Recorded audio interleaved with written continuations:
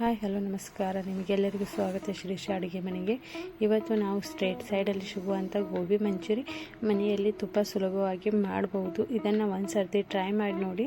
ನೀವು ಮತ್ತೊಮ್ಮೆಗೆ ಯಾವತ್ತೂ ಹೊರಗಡೆ ಹೋಗಿ ತಿನ್ನೋದಿಲ್ಲ, ಆ ರೀತಿ ಈ ಟೇಸ್ಟ್ ಆಗುತ್ತೆ. ಒಂದು ಸರ್ತಿ ಟ್ರೈ ಮಾಡಿ ನೋಡಿ, ಹಾಗೆ ಕಮೆಂಟ್ ಮಾಡಿ ಈ ರೆಸಿಪಿ ಹೇಗಾಗಿದೆ ಅಂತ.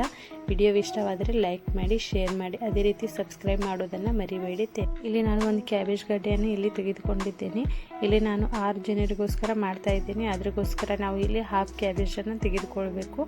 ಈ ರೀತಿ ನಾವು ಕಟ್ ಮಾಡಿಕೊಂಡು ಚೆನ್ನಾಗಿ ಈ ಎಲ್ಲ ಕ್ಯಾಬೇಜನ್ನ ಚೆನ್ನಾಗಿ ಈ ರೀತಿಯಾಗಿ ಸಣ್ಣಾಗಿ ಕಟ್ ಮಾಡಬೇಕು. ಇದೇ ರೀತಿ ಕಂಪ್ಲೀಟಾಗಿ ಹಾಫ್ ಕ್ಯಾಬೇಜ್ ಗಡ್ಡೆಯನ್ನು ಇದೇ ರೀತಿಯಾಗಿ ಕಟ್ ಮಾಡಿದ್ದೇನೆ. ಹಾಫ್ ಕ್ಯಾಬೇಜ್ ಕಂಪ್ಲೀಟಾಗಿ ಕಟ್ ಮಾಡಿದ ನಂತರ ಇನ್ನೂ ಉಳಿದಿರೋ ಹಾಫ್ ಕ್ಯಾಬೇಜಲ್ಲಿ ಸ್ವಲ್ಪ ಕಟ್ ಮಾಡಿಕೊಂಡು ಅದು ಕೂಡ ಇದೇ ರೀತಿಯಾಗಿ ಕಟ್ ಮಾಡ್ಕೊಂಡು ಅದರಲ್ಲಿ ಸ್ವಲ್ಪ ನಾವು ಈ ರೀತಿ ಒಂದು ಬಾಣಲೆಯಲ್ಲಿ ತೆಗೆದು ಈ ರೀತಿ ಉಳಿದಿರುವ ಸ್ವಲ್ಪ ಕ್ಯಾಬೇಜ್ ನಾವು ಸೈಡಲ್ಲಿ ತೆಗೆದಿಟ್ಕೊಳ್ಬೇಕು. ಇವಾಗ ನೋಡಿ ನಾನು 2 ಕಪ್ಪಷ್ಟು ಮೈದಾ ಹಿಟ್ಟನ್ನು ಯೂಸ್ ಮಾಡಿದ್ದೇನೆ. ಅದರ ನಂತರ ನಾವು 1.5 ಕಪ್ಪಷ್ಟು ಇಲ್ಲಿ ಕಾರ್ನ್ಫ್ಲವರ್ನ ಯೂಸ್ ಮಾಡಬೇಕಾಗುತ್ತದೆ. ಇದಕ್ಕೆ 1 ಸ್ಪೂನಷ್ಟು ಅಜ್ವೈನ ನಾನು ಇಲ್ಲಿ ತೆಗೆದುಕೊಂಡಿದ್ದೇನೆ. ಇದನ್ನು ಈ ರೀತಿ ಕೈಯಲ್ಲಿ ಹಾಕ್ಕೊಂಡು ಚೆನ್ನಾಗಿ ಕ್ರಷ್ ಮಾಡಿ ಇದರ ಮೇಲೆ ಹಾಕೋಣ. ಇವಾಗ ನೋಡಿ ಇದನ್ನು ಹಾಕಿದ ನಂತರ ಇದಕ್ಕೆ ನಾನು 2 ಸ್ಪೂನಷ್ಟು ಅಲ್ಲ ಬೆಳ್ಳುಳ್ಳಿ ಪೇಸ್ಟನ್ನ ಇದಕ್ಕೆ ಹಾಕ್ತಾ ಇದ್ದೇನೆ. ಇವಾಗ ನಾವು ಇದು ಹಾಕಿದ ನಂತರ ಇದಕ್ಕೆ ಕೆಂಪು ಖಾರದ ಪುಡಿನ ಹಾಕೋಣ. ಇಲ್ಲಿ 4 ಸ್ಪೂನಷ್ಟು ಕೆಂಪು ಖಾರದ ಪುಡಿ ಯೂಸ್ ಮಾಡ್ತಾ ಇದ್ದೇನೆ. ಇವಾಗ ನಾನು ಇಲ್ಲಿ 1 ಸ್ಪೂನಷ್ಟು ಉಪ್ಪನ್ನ ಯೂಸ್ ಮಾಡಿದ್ದೇನೆ. ನೀವು ನಿಮ್ಮ ರುಚಿಗೆ ತಕ್ಕಷ್ಟು ಉಪ್ಪನ್ನ ಯೂಸ್ ಮಾಡ್ಬೋದು. ಅದರ ನಂತರ ಇಲ್ಲಿ ನಾವು ಕರಿಬೇವನ್ನ ಯೂಸ್ ಮಾಡ್ತಾ ಇದ್ದೇನೆ. ಇದರ ನಂತರ ನೋಡಿ ಸ್ವಲ್ಪ 1 ಪಿಂಚಷ್ಟು ನಾವು ಇಲ್ಲಿ ಬೇಕಿಂಗ್ ಸೋಡಾನ ಯೂಸ್ ಮಾಡಿ ಈ ರೀತಿಯಾಗಿ ಚೆನ್ನಾಗಿ ಮಿಕ್ಸ್ ಮಾಡ್ಕೋಬೇಕು. ಇದು ಒಂದು ಸಲ ಚೆನ್ನಾಗಿ ಮಿಕ್ಸ್ ಆದ ನಂತರ ನಾವು ಇಲ್ಲಿ ಸ್ವಲ್ಪ ನೀರು ಹಾಕಿ ಇದನ್ನು ಚೆನ್ನಾಗಿ ಬ್ಯಾಟರ್ ರೆಡಿ ಮಾಡ್ಕೋಬೇಕು. ಇಲ್ಲಿ ನೋಡಿ ಈ ರೀತಿ ನೀವು ಸ್ವಲ್ಪ ನೀರು ಹಾಕಿದ ನಂತರ ಚೆನ್ನಾಗಿ ಮಿಕ್ಸ್ ಮಾಡಿದ ನಂತರ ಇದ್ರ ಕಲರ್ ಕೂಡ ಚೇಂಜ್ ಆಗ್ತಾ ಹೋಗ್ತದೆ. ನೀವು ನೋಡ್ಬೋದು, ಅಂದರೆ ನಾವು ಕೆಂಪು ಖಾರದ ಪುಡಿ ಹಾಕಿರ್ತೀವಲ್ವ, ಆ ರೀತಿ ಇದು ಕೆಂಪಾಗಿ ಕಾಣಲಿಕ್ಕೆ ಸ್ಟಾರ್ಟ್ ಆಗುತ್ತೆ. ಈ ರೀತಿ ಬ್ಯಾಟರ್ ರೆಡಿ ಆಗಬೇಕು. ಇಲ್ಲಿ ನಾನು ಈ ಬ್ಯಾಟರ್ ರೆಡಿ ಮಾಡಿದ ನಂತರ ಒಂದು ಸೈಡಲ್ಲಿ ಆಯಿಲ್ನ ಬಿಸಿ ಮಾಡಲಿಕ್ಕೆ ಇಟ್ಟಿದ್ದೆ.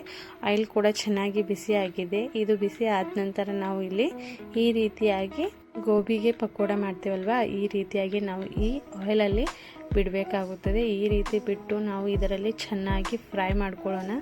ಇಲ್ಲಿ ನೋಡಿ ಗ್ಯಾಸ್ ಯಾವತ್ತು ಮೀಡಿಯಮ್ ಇಲ್ಲ ಹೈ ಫ್ಲೇಮಲ್ಲಿ ಇರಬೇಕು, ಯಾವತ್ತು ಲೋ ಫ್ಲೇಮಲ್ಲಿ ಗ್ಯಾಸ್ನ ಇಡಬೇಡಿ. ಅದರ ನಂತರ ನಾವು ಇಲ್ಲಿ ಚೆನ್ನಾಗಿ ಮೀಡಿಯಮ್ ಫ್ಲೇಮಲ್ಲಿ ಇಟ್ಟು ಇದನ್ನು ಚೆನ್ನಾಗಿ ಫ್ರೈ ಮಾಡ್ಕೋಬೇಕಾಗುತ್ತದೆ. ನೀವು ಇಲ್ಲಿ ಯಾವತ್ತು ಗಡಿಬಿಡಿ ಮಾಡಿ ಇದನ್ನು ಫ್ರೈ ಮಾಡಬೇಡಿ, ಏಕೆಂದರೆ ಒಳಗೆ ಹಸಿ ಬಿಸಿಯಾಗಿ ಉಳಿತದೆ. ಒಂದು ಸ್ವಲ್ಪ ಟೈಮ್ ಹತ್ತಿದ್ರೂ ಪರವಾಗಿಲ್ಲ, ಆದರೆ ಇಲ್ಲಿ ಚೆನ್ನಾಗಿ ಇದು ಫ್ರೈ ಮಾಡಬೇಕಾಗುತ್ತದೆ. ಇಲ್ಲಿ ನೋಡಿ ನಾನು ಇಲ್ಲಿ ಚೆನ್ನಾಗಿ ಇದರ ಕಲರ್ ಚೇಂಜ್ ಆಗೋವರೆಗೂ ಇದನ್ನು ಚೆನ್ನಾಗಿ ಫ್ರೈ ಮಾಡಿದ್ದೇನೆ. ಇದು ಫ್ರೈ ಆದ ನಂತರ ನಾವು ಇದನ್ನು ಒಂದು ಈ ರೀತಿ ಚಾನ್ಗೆಯಲ್ಲಿ ತೆಗೆದುಕೊಂಡು ಇದರ ಆಯಿಲ್ನ ಚೆನ್ನಾಗಿ ಸೋಸ್ಕೋಬೇಕು. ಅದರ ನಂತರ ಈ ಎಲ್ಲ ಕ್ಯಾಬೇಜ್ನ ಈ ಪಕೋಡ ಇರುತ್ತೆ ಅಲ್ವಾ, ಇದೇ ರೀತಿ ಉಳಿದಿರೋ ಪಕೋಡ ಕೂಡ ನಾನು ಇದೇ ರೀತಿಯಾಗಿ ಫ್ರೈ ಮಾಡಿದ್ದೇನೆ.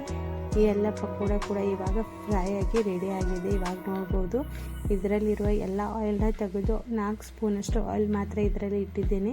ಇದಕ್ಕೆ ನಾವು 2 ಸ್ಪೂನಷ್ಟು ಅಲ್ಲ ಬೆಳ್ಳುಳ್ಳಿ ಪೇಸ್ಟ್ನ ಇದಕ್ಕೆ ಹಾಕಿ ಇದನ್ನು ಚೆನ್ನಾಗಿ ಫ್ರೈ ಮಾಡ್ಕೊಳ್ಳೋಣ. ಅದರ ನಂತರ ನಾನು ಸ್ವಲ್ಪನೇ ಕರಿಬೇವು ಹಾಕಿದ್ದೇನೆ. ಇದನ್ನು ಕೂಡ ಹಾಕಿ ನಾವು ಈ ರೀತಿ ಚೆನ್ನಾಗಿ ಫ್ರೈ ಮಾಡಬೇಕಾಗುತ್ತದೆ. ಈ ರೀತಿ ಅದರ ಸ್ವಲ್ಪ ಸ್ಮೆಲ್ ಕಡಿಮೆ ಆದ ನಂತರ ನಾವು ಇದಕ್ಕೆ ಗ್ರೀನ್ ಚಿಲ್ಲಿ ಸಾಸ್ ನಾನು ಇಲ್ಲಿ 2 ಸ್ಪೂನಷ್ಟು ಹಾಕಿದ್ದೇನೆ. ಅದರ ನಂತರ ನಾನು ಇಲ್ಲಿ ಒಂದು ಪ್ಯೂರಿನ ತೆಗೆದುಕೊಂಡಿದ್ದೇನೆ. ಆ ಪ್ಯೂರಿ ಯಾವುದಂದರೆ ನಾನು ಇಲ್ಲಿ 2 ಟೊಮೆಟೊ, 1 ಸ್ಪೂನ್ ಖಾರದ ಪುಡಿ, 1 ಸ್ಪೂನಷ್ಟು ಉಪ್ಪು, ಹಾಗೆ ನಾನು 2 ಸ್ಪೂನಷ್ಟು ನಾನು ಇಲ್ಲಿ ಸಕ್ಕರೆನ ಹಾಕಿ ಇದರ ಪ್ಯೂರಿ ಮಾಡಿ ಇದರಲ್ಲಿ ಹಾಕ್ತಾ ಇದ್ದೇನೆ. ಇದನ್ನು ಚೆನ್ನಾಗಿ ಮಿಕ್ಸ್ ಮಾಡಿದ ನಂತರ ನಾವು ಇದಕ್ಕೆ 2 ಕಪ್ಪಷ್ಟು ಟೊಮೆಟೊ ಸಾಸ್ ಕೂಡ ಹಾಕಬೇಕು. ಇದನ್ನು ಕೂಡ ಹಾಕಿದ ನಂತರ ಇದನ್ನು ಕೂಡ ನಾವು ಚೆನ್ನಾಗಿ ಮಿಕ್ಸ್ ಮಾಡ್ಕೊಳ್ಳೋಣ. ಇದು ಚೆನ್ನಾಗಿ ಮಿಕ್ಸ್ ಆಗಬೇಕು. ಅದರ ನಂತರ ನಾನು ಇದಕ್ಕೆ ಅರ್ಧ ಲಿಂಬೆ ಹಣ್ಣಿನ ರಸ ಕೂಡ ಇದರಲ್ಲಿ ಈ ರೀತಿಯಾಗಿ ಹಾಕಿದ್ದೇನೆ. ನೀವು ಬೇಕಾದರೆ ವಿನೇಗರ್ ಕೂಡ ಹಾಕ್ಬೋದು, ಇಲ್ಲ ಅಂದರೆ ನೀವು ಲಿಂಬೆ ಹಣ್ಣಿನ ರಸ ಕೂಡ ಇದರಲ್ಲಿ ಹಾಕ್ಬೋದು. ಅದರ ನಂತರ ಇಲ್ಲಿ ನಾನು ಅರ್ಧ ಕಪ್ದಷ್ಟು ನೀರು, ಅದಕ್ಕೆ 2 ಸ್ಪೂನ್ದಷ್ಟು ಕಾರ್ನ್ಫ್ಲವರ್ ಹಾಕಿ ಅದನ್ನು ಮಿಕ್ಸ್ ಮಾಡಿದ್ದೆ. ಅದನ್ನು ಕೂಡ ನಾನು ಇದರಲ್ಲಿ ಹಾಕಿ ಈ ರೀತಿ ನಾವು ಚೆನ್ನಾಗಿ ಮಿಕ್ಸ್ ಮಾಡಬೇಕು. ಇಲ್ಲಿ ನೋಡಿ ಎಲ್ಲ ಇಂಗ್ರೀಡಿಯೆಂಟ್ಸ್ ಕೂಡ ಹಾಕಿದ್ದೇನೆ. ಇದನ್ನು ಚೆನ್ನಾಗಿ ಮಿಕ್ಸ್ ಮಾಡಿ ಇದಕ್ಕೆ ನಾವು ಫ್ರೈ ಮಾಡಿರುವಂಥ ಪಕೋಡಗಳನ್ನು ಹಾಕಿ ಇದನ್ನು ಕೂಡ ಒಂದು ಸರ್ತಿ ಚೆನ್ನಾಗಿ ಮಿಕ್ಸ್ ಮಾಡ್ತಾ ಇದ್ದೇನೆ. ನೀವು ಒಬ್ಬೊಬ್ಬರಿಗೇ ಮಾಡಬೇಕಂದ್ರೆ ಸ್ವಲ್ಪನೇ ಹಾಕಿ ಇದನ್ನು ಈ ರೀತಿಯಾಗಿ ಮಿಕ್ಸ್ ಮಾಡ್ಕೋಬಹುದು. ಇಲ್ಲ ಅಂದರೆ ಎಲ್ಲರೂ ಒಮ್ಮೆ ಕೂತು ತಿನ್ನಬೇಕಂದ್ರೆ ಈ ರೀತಿಯಾಗಿ ಎಲ್ಲ ಪಕೋಡ ಒಂದೇ ಸರ್ತಿಗೆ ಹಾಕಿ ಈ ರೀತಿ ನಾವು ಚೆನ್ನಾಗಿ ಮಿಕ್ಸ್ ಮಾಡ್ಕೋಬೇಕಾಗುತ್ತದೆ.